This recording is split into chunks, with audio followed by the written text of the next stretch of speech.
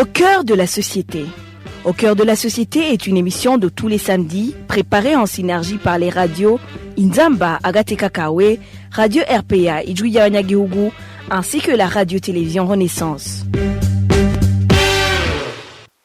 Au Burundi, il y aura une alternance au sommet de l'État au plus tard le 20 août de cette année. Le président actuel et son gouvernement seront remplacés par une nouvelle équipe.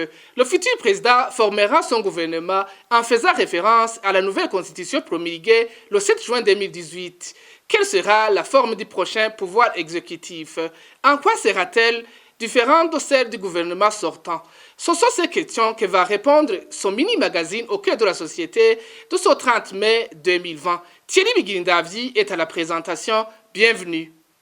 Depuis l'an 2005, le président de la République du Burundi est assisté par deux vice-présidents dans ses fonctions. Le premier vice-président de la République et le deuxième vice-président. La nouvelle constitution prévoit la place du vice-président et celle du Premier ministre. Que prévoit cette loi mère sur les critères que le chef de l'État doit respecter pour mettre en place son gouvernement? Le point avec Bertrand Ngendakurio de la radio Inzamba. Dans l'article 97 de la nouvelle constitution, les pouvoirs sont exercés par un mandat de 7 ans renouvelable. Sous l'empire de la constitution du 7 juin 2018, le président burundais peut être limogé dans une seule hypothèse, c'est lorsqu'il est pénalement condamné pour haute trahison. C'est l'Assemblée nationale et le Sénat réunis en congrès qui mettent en accusation le président de la République à la majorité des 2/3 de ses membres.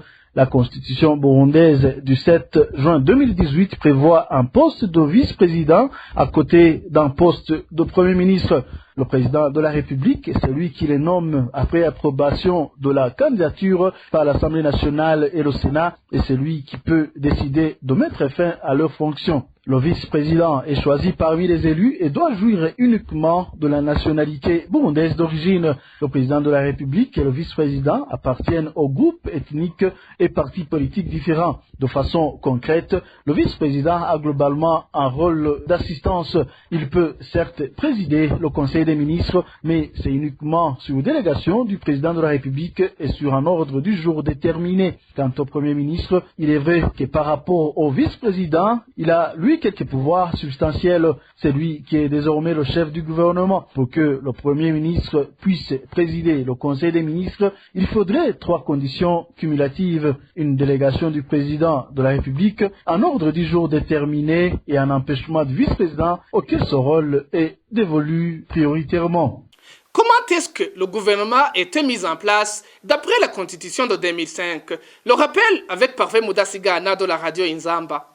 Dans la constitution de 2005, le président de la République est le chef du gouvernement. Il est assisté par 2 vice-présidents. Le premier vice-président assure la coordination du domaine politique et administratif. Le deuxième vice-président assure la coordination du domaine économique et social. Les vice-présidents appartiennent à des groupes ethniques et des partis politiques différents. Jusqu'à présent, la première vice-présidente a été toujours accordée à un Tutsi, membre du parti Iprona.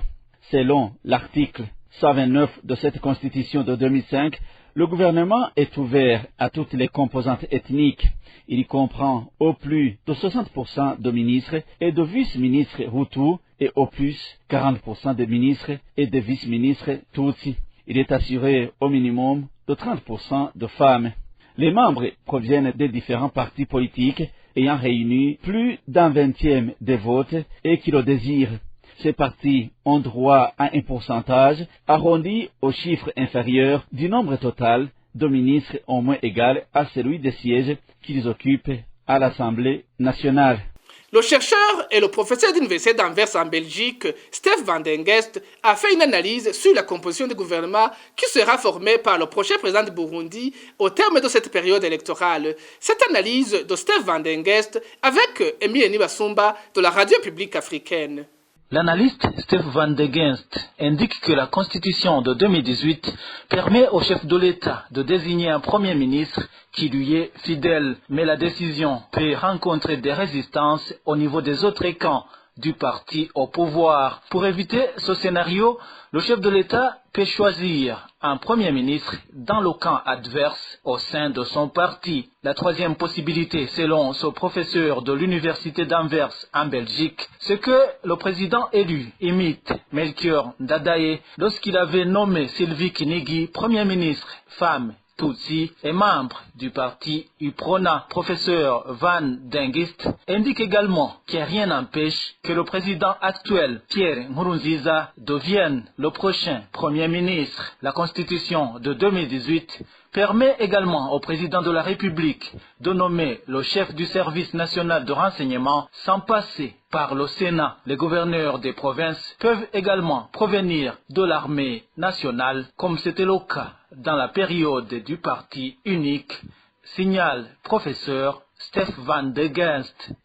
C'est sur cette analyse de Stef Van den Geest que nous clôturons ce mini-magazine au cœur de la société d'aujourd'hui. À la présentation, c'était Thierry Bigilindavi. Au revoir. C'était l'émission Au cœur de la société.